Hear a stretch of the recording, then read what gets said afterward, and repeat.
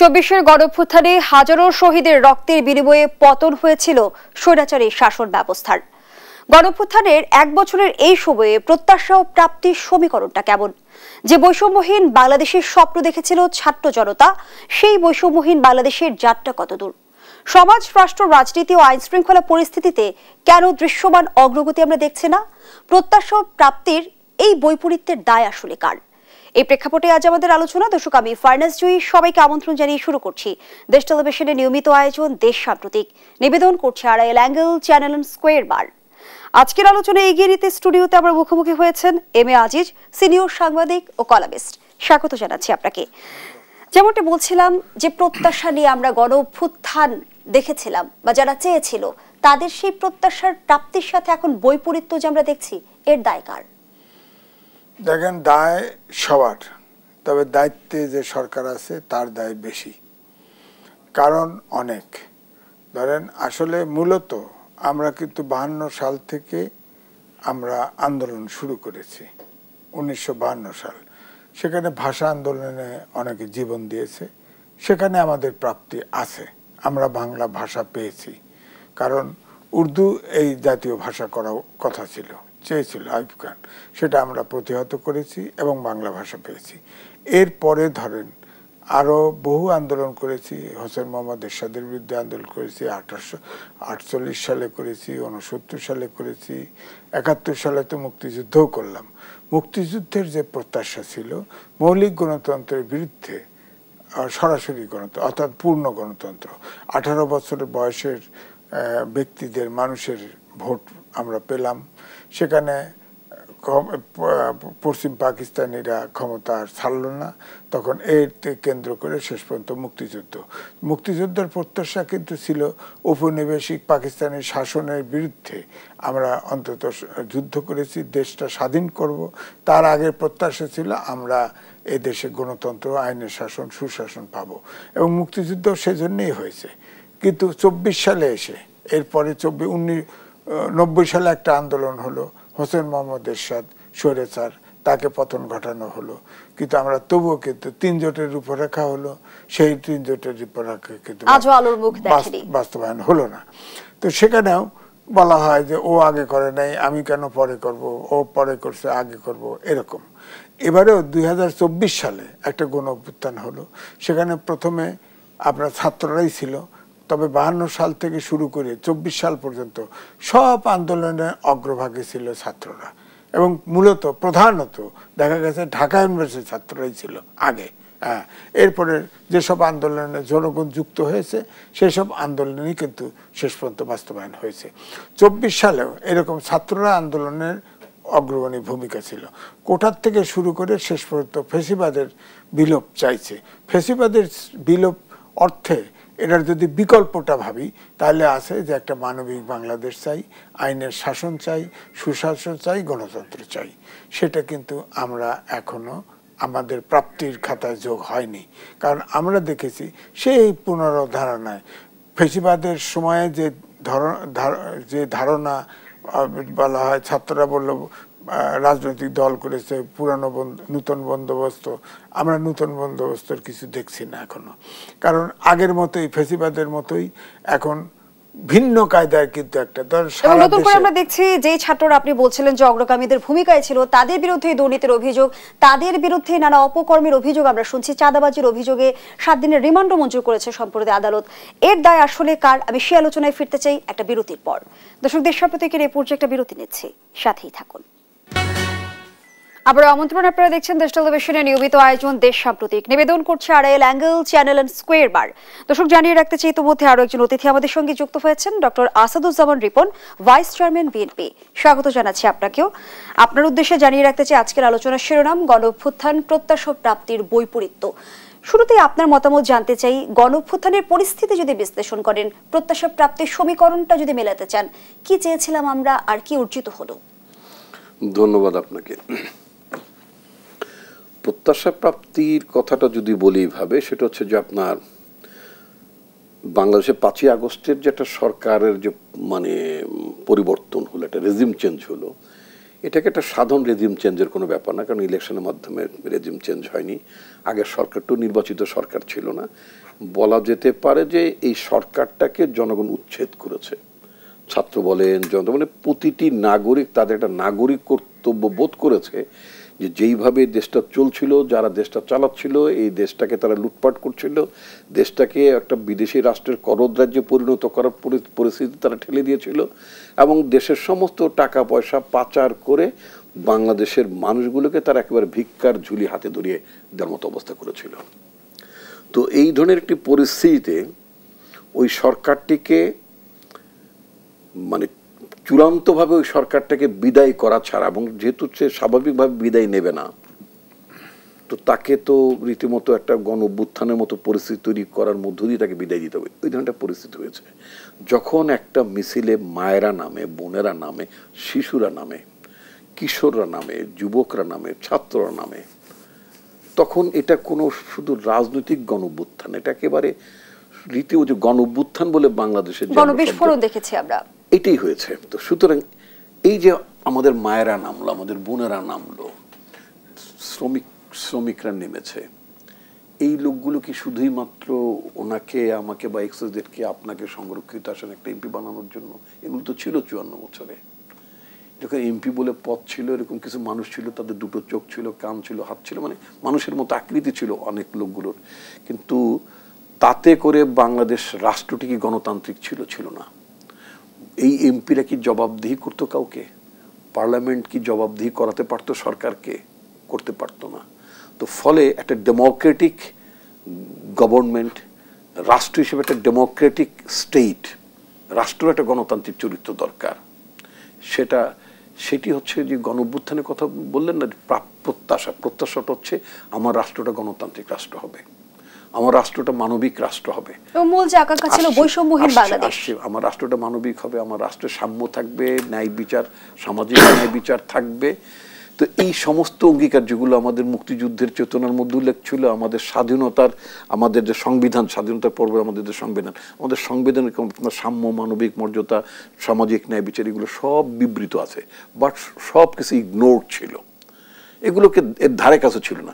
এইটা প্রতিষ্ঠা করার জন্য এবং রাষ্ট্রের যারা শাসন ক্ষমতা থাকবে তাদেরকে নাগরিকরা প্রশ্ন করতে পারবে, যে রাষ্ট্রে, যে সমাজে নাগরিকরা প্রশ্ন করতে পারে না, প্রশ্ন তুলতে পারে না, এবং প্রশ্ন তুললে ভয় রাজত্ব তৈরি করা, ওটা তো রাষ্ট্র না, ওটা তো একটা অন্য কোনো কিছু, ওটা একটা ফ্যাসিবাদী একটা মানে কাঠামো, ওখানে আপনার ভয় রাজত্ব তারা তৈরি করে রাখতো। এই জায়গাটাকে ডেমোলিশ করেছিল আমাদের দেশের মানুষ।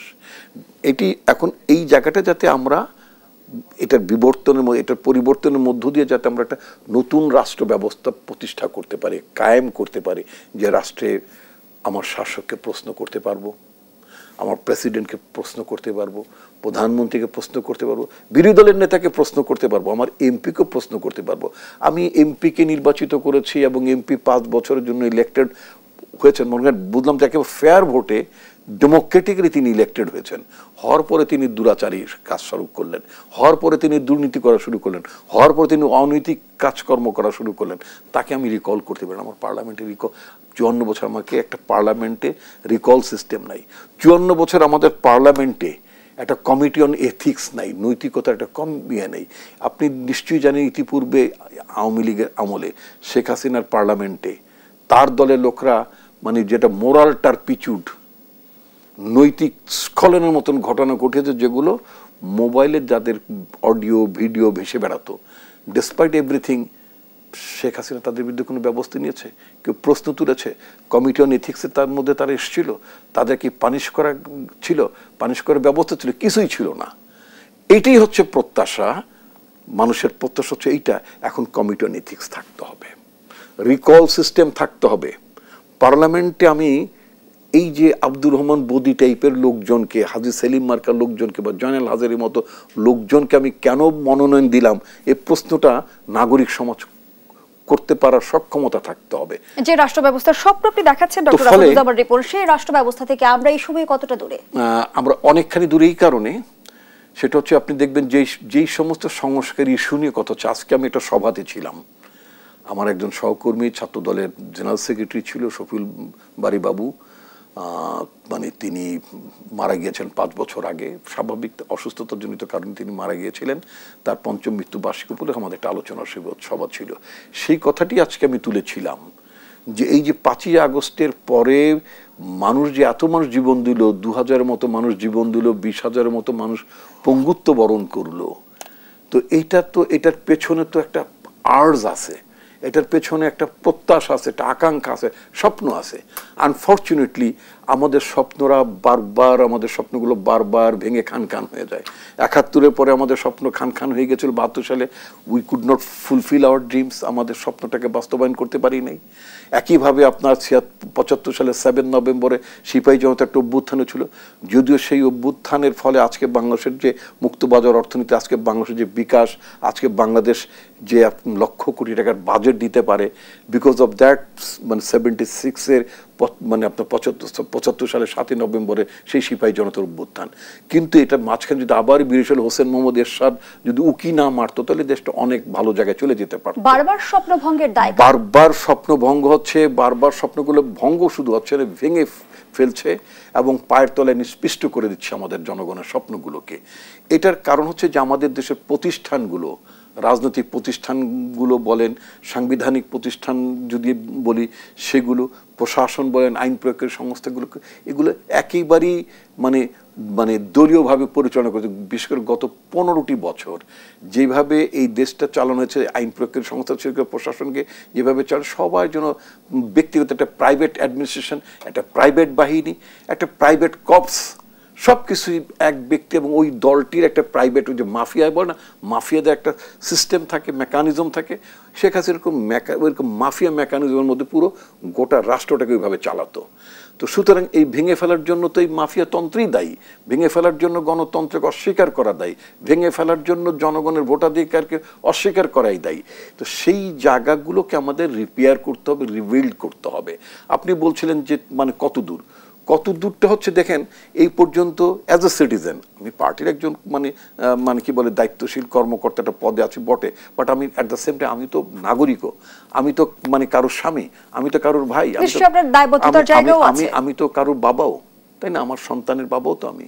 তো সেক্ষেত্রে আমি যখন আমার সন্তানও তো মানে পত্রিকা পড়ে, সব দেখে, ঘরের লোকরাও পড়ে, সেখানে দেখা যাচ্ছে আমাদের বর্তমান সংস্কার কমিশন, আমি খালি দেখলাম যে প্রধানমন্ত্রীর মেয়াদ কত বছর, 10 বছর সীমাবদ্ধ থাকলে গণতন্ত্র হয়ে যাবে। আমি শুধু দেখলাম যে প্রধানমন্ত্রী মানে দলীয় প্রধান হবেন, অর্থাৎ বিএনপির চেয়ারপারসন প্রধানমন্ত্রী হতে পারবেন না, আর প্রধানমন্ত্রী তিনি বিএনপির চেয়ারপারসন অথবা মানে চেয়ারম্যান থাকতে পারবেন না। এই নিয়েই মূলত এইসব নিয়েই আমাদের সংস্কার ঘুরপাক খাচ্ছে। ইউপিআর পদ্ধতি নির্বাচনের দাবি মানে যেগুলো আমাদের এই আন্দোলনের সময় যেগুলো নিয়ে আমাদের কোনো আলোচনাই ছিল না। পিআর বোঝে না, আমাদের দলের দুজন নেতাও বলেছেন যে দেশের মানুষ ইভিএম এ কোন জায়গায় টিপ দিলে ভোট কোন জায়গায় ওঠে ইভিএম বোঝে না, তাদেরকে আপনি পিআর বুঝাইতে চান। আর পিআর হচ্ছে একটা মোস্ট আনডেমোক্রেটিক সিস্টেম, সেটা আমি বহুবার ব্যাখ্যা দিয়ে বলেছি। সেখানে কিন্তু ইন্ডিভিজুয়াল মানে ফ্রিডম অফ চয়েস কোনো কিছু নেই। আপনি ইচ্ছা করলে যদি মনে করেন আমি স্বতন্ত্র দাঁড়াবো, না, you don't have any right to contest as an independent candidate. আপনাকে ইদার একটা মার্কার মধ্যে যেতে হবে। তো কোনো ব্যক্তির স্বকীয়তা, ব্যক্তির স্বাধীনতা, ব্যক্তির ভাবনা, এটাকে স্বীকারই করে না পিআর সিস্টেম। তো এটা ইহুদিরা খুব পছন্দ করে, মানে ইসরায়েলের এটা খুব পছন্দের একটা বিষয়। ইসরায়েল কিছু কিছু দেশে এটা প্র্যাকটিস হয়, এটা সত্য। তো আমার কথা হচ্ছে এমন একটা সিস্টেম কেন আমি এটা নিয়ে মানে পেঁচাচ্ছি, যে সিস্টেমটা মূলত আপনার ডেমোক্রেটিক্যালি লাইক মানে country like Britain, country like আপনার ইউনাইটেড স্টেটস, ইভেন ইন্ডিয়া পার্শ্ববর্তীদের যারা ক্লেম করে যে তারা লার্জেস্ট ডেমোক্রেসি, বাট তাদের দেশের গভর্নিং প্যাটার্ন অন্য ধর্মাবলম্বীকে তারা যেভাবে সাপ্রেস করে, যেভাবে তাদের উপর জুলুম করা হয়, রাষ্ট্র যেখানে নির্বিকার থাকে, কখনো রাষ্ট্র সংখ্যালঘিষ্ঠদের বেলায় রাষ্ট্রেরও ভূমিকা থাকে। I am talking about India. তো সেটা তো গণতন্ত্রে তো সংখ্যালঘুর প্রতি নির্যাতনের কোনো সুযোগ থাকে না, ঘৃণার কোনো সুযোগ থাকে না, মানে কোনো রেস, কালার, রিলিজিয়ন, ক্রিড এগুলো থাকার কোনো কারণ থাকে না, তাই না, ডেমোক্রেটিক ভ্যালুজে। কিন্তু ওখানে আছে। এখন আমার বক্তব্য হচ্ছে অন্য জায়গায়। আমাদের সংস্কার কমিশন সংস্কার কমিশন এই মোটা দাগে খালি এই 2-3টে এই সমস্ত বিষয় নিয়ে তারা, অনেক বিষয় আছে বাট এগুলো নিয়ে তারা ঐক্যমত হচ্ছে, ঐক্যমত চাচামেচি করছেন। কিন্তু আমি যে কথাগুলো বললাম যেমন ধরুন আপনি এমপি হয়েছেন, আপনি নির্বাচিত হওয়ার পরে আপনি এলাকায় থাকবেন কিনা, আপনি পার্লামেন্টের এমপি হোস্টেলটা ওইখানে একেবারে গাট্টা মারে বসে থাকবেন কিনা, কিন্তু হোস্টেল আপনার বসবাস করেন, আপনি থাকবেন তো, আপনাকে সেই প্রশ্ন করার সুযোগ আছে কি? 100 বার 3বার বললাম, 100 বার আমি অধিবেশন শেষ হলে আমি আমার এলাকায় চলে যাব। আমি ডিমান্ড করছি যেটা হওয়া উচিত, বিলেতে আছে, আমেরিকাতে আছে, জনপ্রতিনিধির অফিস থাকবে। যেমন আমার নির্বাচনী এলাকায় দুটো থানা I should have to office, আমার 2টো অফিস থাকতে হবে, আমার সাপোর্টিং স্টাফ থাকতে হবে, জনগণের সাথে মিট করার ব্যবস্থা থাকতে হবে। এগুলো তো অন্য দেশে থাকে। তারপরে আপনার ইন্ডিয়ার মতন দেশে এমপিদের বেতন কিন্তু আমাদের প্রায় 3 গুণ। এমনকি এমপি যখন থাকেন না, যারা এমপি থাকেন না, হেরে যান অথবা এমপিশিপ করেন না, তাদেরকে পেনশনও দেওয়া হয়। আমাদের দেশে এমপিরা সকালবেলায় ব্যবসা করে, ইটের ভাটায় যাবে, মিল কলকারখানা, মানে যার যেই অবস্থা এগুলো করবে, এগুলো করার পরে অথবা ওকালতি করবে, কেউ ডাক্তার হলে ডাক্তারি করবে, উনি সাংবাদিক, উনি যদি এমপি হয় উনি সাংবাদিকতা করে লেখালেখি সব দুনিয়ার উজির নাজির মারা ঠারার পরে সন্ধ্যার পরে উনি অধিবেশনে যাবে যদি মনে চায় হাই তুলতে দেবেন, ক্লান্ত তো সারাদিন কাম কাজ করছেন। কিন্তু ডক্টর আসাদুজ্জামান রিপন যে মাফিয়া তন্ত্র কিংবা ফ্যাসিবাদী কাঠামোর কথা আপনি বলছিলেন, আমি একটা প্রশ্ন রেখে আপনার কাছে যেতে চাই যে নির্বাচিত সরকার এসে খোল নলচে সবকিছু বদলাতে পারবে কি? আমি পরবর্তী অংশে আপনার কাছে এই প্রশ্নের উত্তর দিব। এইটা যদি সেই ধন্যবাদ জানাচ্ছি। এই পর্যায়ে বিস্তারিত শুনবো পরবর্তী অংশে। আমি আজ যে প্রশ্নটি বিরতির আগে আপনার কাছে ছিল যে 1 বছরের মাথায় বৈষম্য বিরোধী ছাত্র আন্দোলনে যারা কবিদের তালিকায় ছিল, যারা ছাত্র আন্দোলনের সাথে যুক্ত ছিল, তারা কেন অপকর্মে জড়াচ্ছে, তারা কেন দুর্নীতির কাছে আত্মসমর্পণ করছে? দেখেন 52 সাল থেকেও যদি ধরি, আমার কথা 2024 সাল পর্যন্ত সব আন্দোলনে ছাত্ররা অগ্রভাগে ছিল। কিন্তু এইবারে 24 সালের যে ছাত্ররা নেতৃত্ব দিয়েছে, এদের মতো এত বদনাম, এত বিতর্কিত আর কখনো হয় নাই। এবং এরা সব সরকারে বসিয়ে দেওয়া হয়েছে ইচ্ছাকৃতভাবে। আমি জানি না কোন উদ্দেশ্যে এই ছাত্রদেরকে ধ্বংস, এই জেনারেশন 8টা জেনারেশন ধ্বংস করে দেওয়া হলো। আপনি দেখেন প্রত্যেকটা ছাত্রকে আপনার প্রত্যেকটা মিনিস্ট্রিতে বসিয়ে দেওয়া হয়েছে, আবার প্রত্যেকটা কমিশনে বসিয়ে, সব জায়গায় কিন্তু তারা আছে। এবং তারা থেকে তাদেরকে মিসগাইড করে, তাকে প্রলুব্ধ করে সব এখন মিনিস্ট্রি বাদ দিয়ে বাইরে চলে আসছে। আপনি দেখেন গুলশানে তারা ধরা পড়লো। আমি অবশ্য একটু মনে হচ্ছে যে পরিবর্তন সরকারের মধ্যে হচ্ছে, তাদেরকে রিমান্ডে নিয়েছে, বিচার হচ্ছে। তো এখন এই চাঁদাবাজিটা, এখন চাঁদাবাজি নেই তো, কেউ নিলে হয় চাঁদাবাজ, কেউ নিলে হয় ডোনেশন, কেউ নিলে হয় হাদিয়া, কেউ নিলে হয় অনুদান, এইসব নাম হয়েছে। এখন সব এরকম অবস্থা হয়ে গেছে। বিশেষ করে আমি যেটা বলবো, আমি ধরেন পাকিস্তান আমলে দেখেছি 1968 সাল থেকে কোনো আন্দোলন, কখনো আইয়ুব খানের বিরুদ্ধে আন্দোলন জমানো যাচ্ছিল না, তখন ছিল এনএসএফ তখন ওই সময়ের ছাত্রলীগ ছিল, ছাত্র ইউনিয়ন, দমন পীড়ন, রিভেল নিয়ে ঘুরতো, কোনোভাবেই না। তখন এই ছাত্রলীগের কয়েকজন, 3-4 জন নেতৃত্বে এই এনএসএফকে দমন করা হয়। দমন করার পরে 1970 সালের আন্দোলন গজে ওঠে এবং তারপরে শেষ পর্যন্ত মুক্তিযুদ্ধ নিয়ে তো বক্তব্য আছেই। তো যাই হোক, আমি সেই আর যাচ্ছি না। এখন যেটা হয়েছে, এই আপনি যেহেতু বললেন, এখন ঠিক এনসিপির ছেলেরা যেভাবে একে নামায়, একে ধরায়, মব সন্ত্রাস, ঠেলাগাড়ি, এই বুলডোজার লাগায় যে একটা অবস্থা তৈরি করে ফেলছে। কারণ আমাদের প্রফেশনে আপনি বলেন সব সেলফ সেন্সরশিপ চালু হয়েছে। কারণ আমাদের প্রেস ক্লাবে এসে বৈষম্য বিরোধী ছাত্ররা একটা লিস্ট দিছে যে এরা ফেসিবাদের দোষর, চলে গেছে, মেম্বারশিপ চলে গেছে। পৃথিবীর ভিতরে নজির নাই, সব অ্যাক্রিডিটেশন কার্ড একবারে সব বাতিল করে দিয়েছে সাংবাদিকদের। তারপরে আপনি দেখেন বিভিন্ন মন্ত্রণালয়ে আমরা ছাত্র প্রতিনিধির কথাও শুনেছি। ওইটাই তো বলছি যে ছাত্ররা তো এখন মিনিস্ট্রিতে বসে আছে, সব কাজে। দেখেন না ডিসি পদায়ন নিয়ে কত কথা শুনলাম, আবার ডিসি পদায়ন হলো, আবার তাদের রুদ্ধ করা হলো। এই যে আবার দেখেন সবসময় দেখেন আপনার ওই কিছু হলেই ধরেন যে হামিদ সাহেব রাষ্ট্রপতি ছিল, সে 3 ঘন্টা বসে থেকে বিদেশ গেল, ওখানে কেউ দেখলো না। অবশ্যই গভর্নমেন্টের কোথাও থেকে পারমিশন নিয়ে গেছে আপনার। তারপরে যখন হিউ অ্যান্ড ক্রাই শুরু হয়ে গেল, 3টা পুলিশ ওএসডি হয়ে গেল, চাকরি গেল।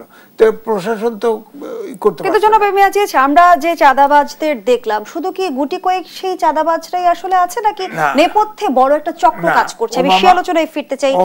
আবারও বিরতির সময় হয়েছে, বিরতি দিয়ে ফিরছি। দর্শকদের সব প্রতীকের রিপোর্ট, আবারও বিরতিতে যাচ্ছি, সাথেই থাকুন। আবার আমন্ত্রণ, দেখছেন দেশ টেলিভিশনের নিয়মিত আয়োজন দেশ সাম্প্রতিক। আমরা আবারও ফিরছি আলোচনায়।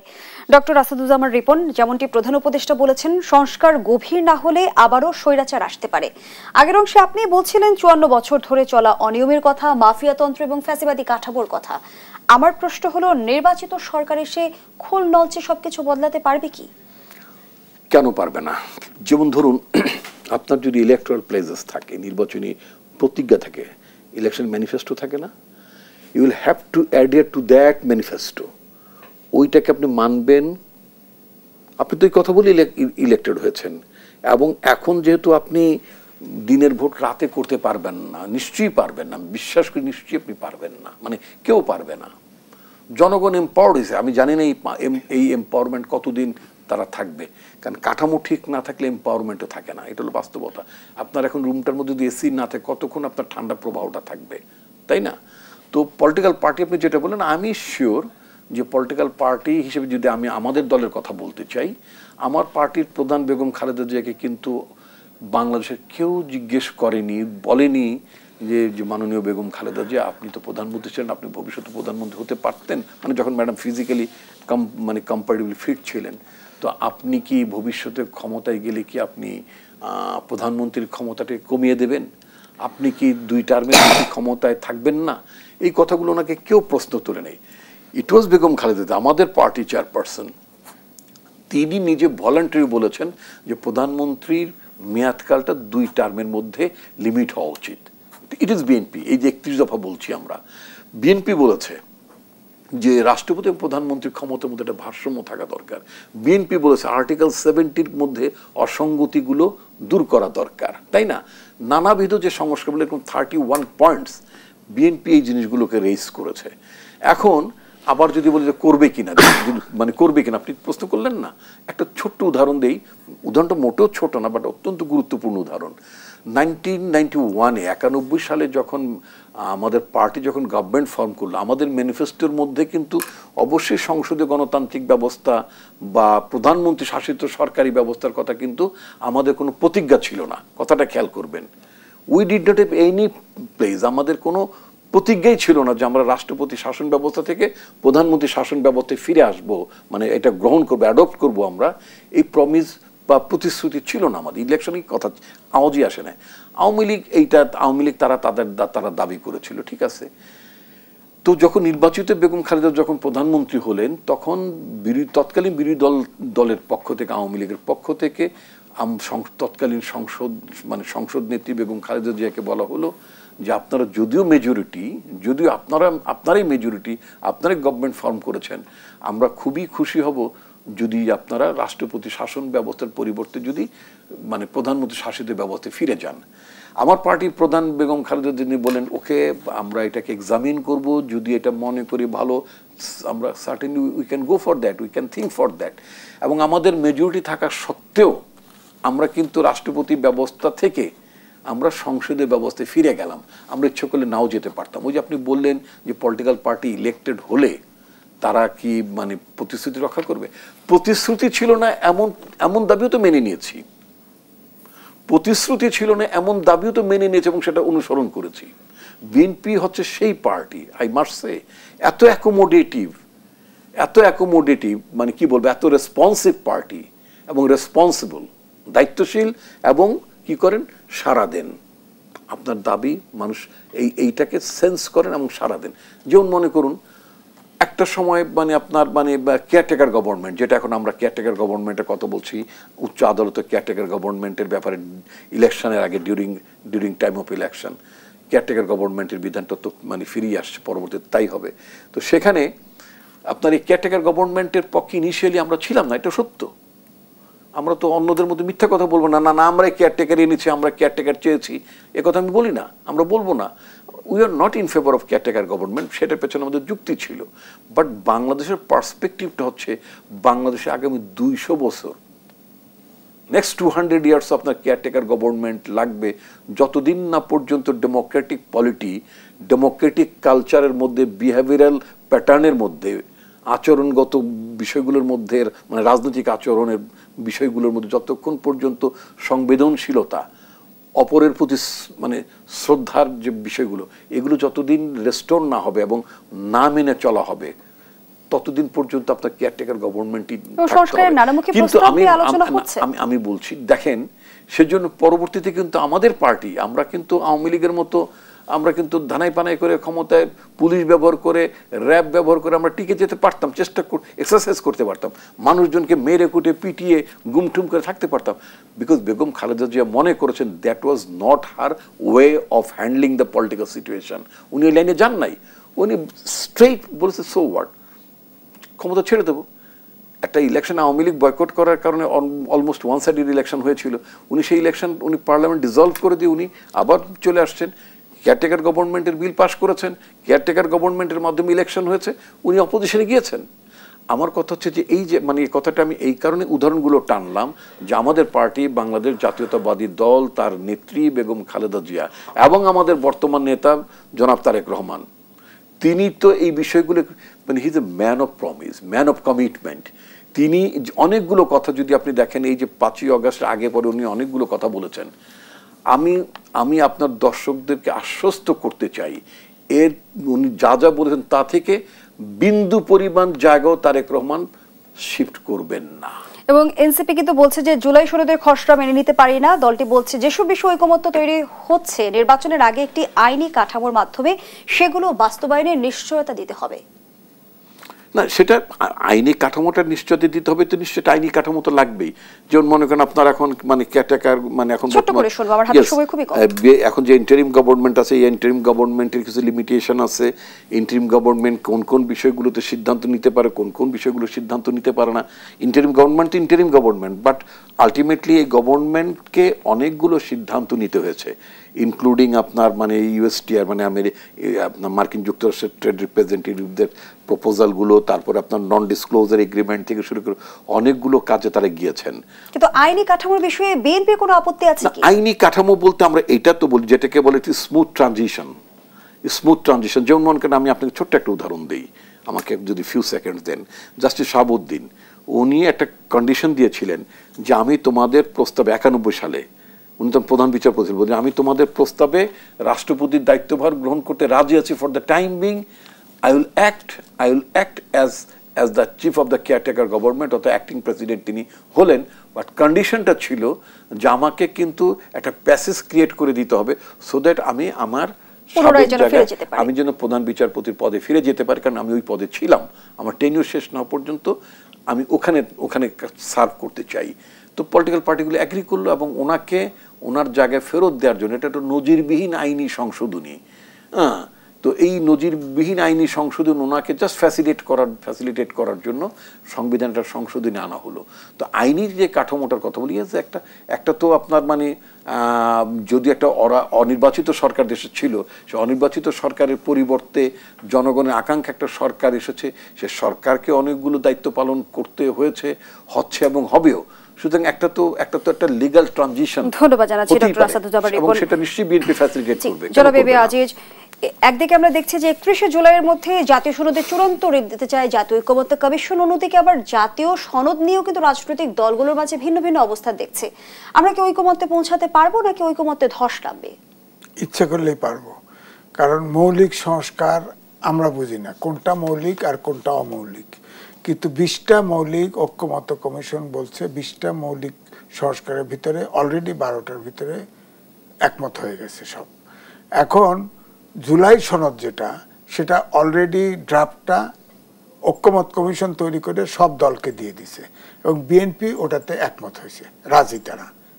এই জুলাই সনদ যেটা ড্রাফট করছে এটাতে রাজি। এনসিপি বলছে যে ওই আনুপাতিক নির্বাচন না হলে এবং সংস্কার ওইগুলো যদি যথাযথ না হয়, মৌলিক সংস্কার না হয়, তাহলে তারা এই জুলাই সনদে স্বাক্ষর করবে না। আমার কথা হচ্ছে যে সামনে ইলেকশন আয়োজন করেন, যে যে জায়গায় একমত হয় নাই সেটা তারা ইশতেহার দিয়ে ইলেকশন, প্রস্তাবগুলোর আইনি ভিত্তির কথাও বলেছেন সিপি। হ্যাঁ, আইনি ভিত্তি তো সংসদ না হলে কি করবে, এটা প্রজ্ঞাপন দিয়ে এটা হয় নাকি? নির্বাচনের আগে আইনি ভিত্তির কথা বলেছেন। আইনি ভিত্তি কি করবে, কেমনে করবে? সংসদ লাগবে তো। তারা হয়তো একটা আন্ডারস্ট্যান্ডিং 3 জোটের উপরে রেখা হয়েছিল, ওরকম একটা কিছু প্রজ্ঞাপন দিবে। কিন্তু মূল কথা হচ্ছে যে তাদের তো একমত হতে পারে। ধরেন এই যে আনুপাতিক নির্বাচন, ঐক্যমত কমিশনের এজেন্ডায় এটা ছিল না, শুধুমাত্র ইলেকশন পিছানোর জন্য এটা একটা ষড়যন্ত্রের অংশ। তারপরে আনুপাতিক নির্বাচন অনেক ডিটেল হবে, এটার ব্যাড ইফেক্ট অনেক আছে। নেপালের রাজতন্ত্র থেকে স্বাধীন হয়েছে, 12 বছরে 17 বার সরকার পতন করছে এই আনুপাতিক নির্বাচনে। ইসরায়েলে নেতানিয়াহুর পার্টি নিকুত পার্টি 30% বেশি ভোট পায় না, সব রাজনৈতিক দল আছে 100, কোনোটা বিলুপ্ত হয়ে যায় আবার তৈরি হয়, করে আনুপাতিক নির্বাচন হয়। সব মিলে কয় যে গাজা খালি করো, মুসলমান খতম করো। ও ক্ষমতা ছাড়ে না, খতম করে, আর আমেরিকা অস্ত্র বিক্রি করে, এই তো ব্যাপার। সুতরাং যতক্ষণ পর্যন্ত মানে পুরোপুরি গণতান্ত্রিক সংস্কৃতি দেশে এবং রাজনৈতিক দলের মধ্যে প্রতিষ্ঠিত না হবে, ততক্ষণ পর্যন্ত আপনার এই আনুপাতিক নির্বাচন দেশের জন্য স্বাস্থ্যকর সুস্থকর হবে না। সুতরাং এই মুহূর্তে রাজনৈতিক দলগুলো রেডি নয়। আপনি উদাহরণস্বরূপ বলি, একটি দল আপনি দেখেন ঐক্যমত কমিশনের বৈঠকে আগাচ্ছিল, হঠাৎ করে কয়েকটা দল ইসলামিক আন্দোলন বাংলাদেশের মিটিং ডাকলো, তার ভিতরে দেয় জামাত সহ এনসিপি সব জয়েন করলো এবং করলো আনুপাতিক নির্বাচন চাই, না হলে আমরা ইলেকশনে যাব না। পরে আবার এখানে আসছে, সেটাকে কি নির্বাচন বিলম্বের কৌশল হিসেবে দেখছেন আপনি? এজেন্ডা তো নাই, ঐক্যমত কমিশনে তো আনুপাতিক নির্বাচন কেউ চায় নাই, ওটা এজেন্ডাও ছিল না। এবং এখনো যে এটা ওই আপনার ওই যে জুলাই সনদ দেওয়া হয়েছে, সেখানেও আনুপাতিক নির্বাচন চায় না। জামাত ইতিমধ্যেই কইছে এটা গ্রহণযোগ্য না, জামাত বলছে। এনসিপি বাগড়া দিছে, ওরাই বাগড়া দিতেছে। আর বিএনপি যে 31 দফা করছে, এটা কিন্তু বিএনপির একক না, বিএনপি তাদের সাথে যত দল আছে সব দলের সাথে আলোচনা করে দিছে এটা। এটা তো আপনি সেটাকে ধরে আলোচনা করতেন, এর বাইরে তো কোনো সংস্কার হচ্ছে না, শুধু আসছে আনুপাতিক নির্বাচন। বিএনপি তো আনুপাতিক নির্বাচন সেখানে আসলে রাজনৈতিক দলগুলোর সদিচ্ছা এবং আন্তরিকতাই ঐকমত্যের পথকে সুগম করতে পারে। অনেক ধন্যবাদ জানাচ্ছি জনাব এম এ আজিজ, ধন্যবাদ জানাচ্ছি জনাব আসাদুজ্জামান রিপন আপনাকেও। শেষ করছি দেশ সামনে থেকে আজকের আয়োজন। ধন্যবাদ এতক্ষণ আমাদের সাথে থাকার জন্য।